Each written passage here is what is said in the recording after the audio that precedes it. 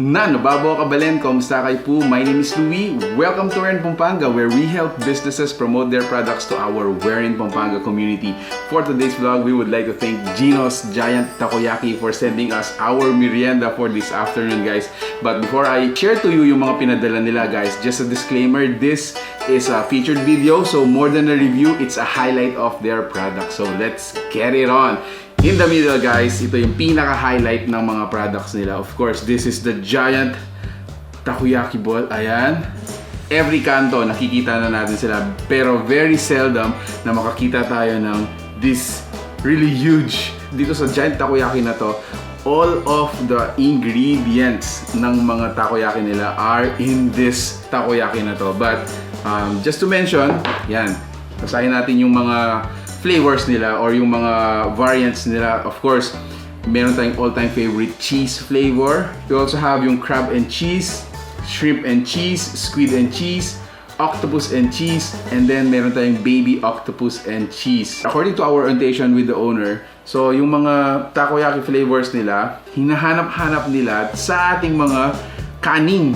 So these are rice in a bowl. Although yung rice natin dito, guys, are Japanese, so hindi pa rin mawawala yung pagka-Japanese ng mga pagkain natin. Okay, so let me taste. All in na to eh. Nandito na lahat to eh. Ayan, so I'm gonna try this one, guys. Oh man, this is huge. Oh, look at that. Ang bigat. Ang bigat nito. How can I eat it? Ooh, how can I eat it? Yun. Let's try, guys. Oh wow, guys, I mean, look at the inside of this huge takoyaki ball. Ayan.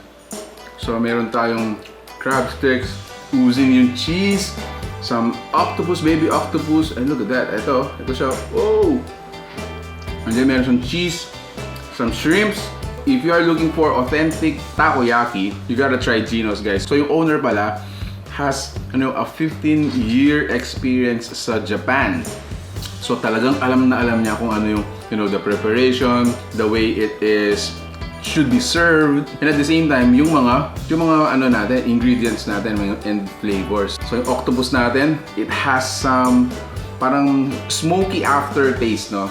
Oh, crab stick, look at that, so huge.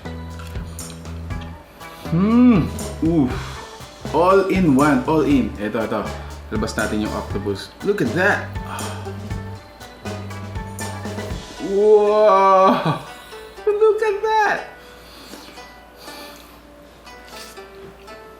Naman na. Yung baby octopus, surprisingly, hindi siya matigas. So it's tender. It doesn't have that parang negative aftertaste na parang, what do you call it?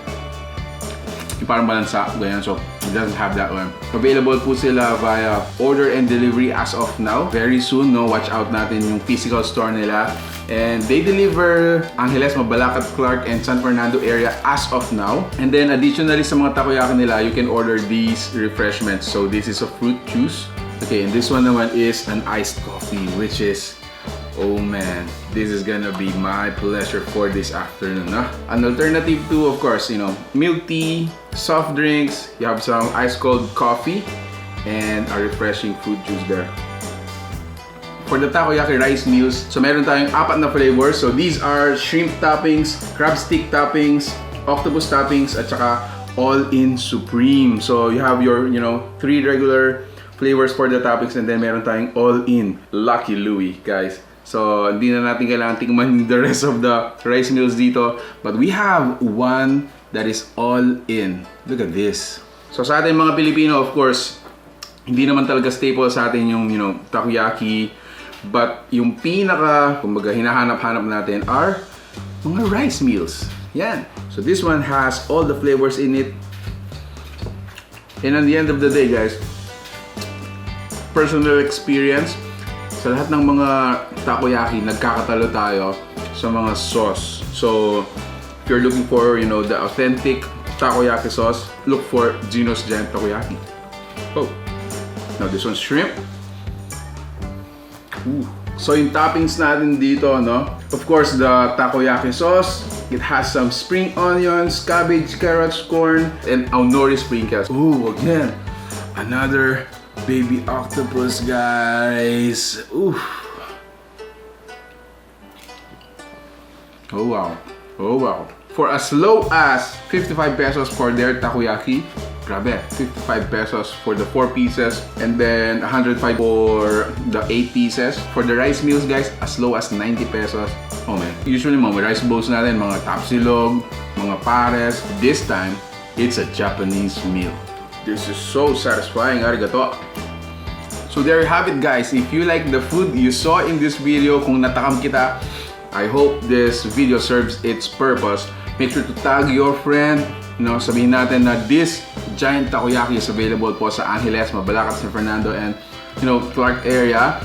They are available as of now via order and delivery. So order in advance if you want your takoyaki served hot straight to your doorsteps. Guys, thank you so much for watching We're in Pampanga.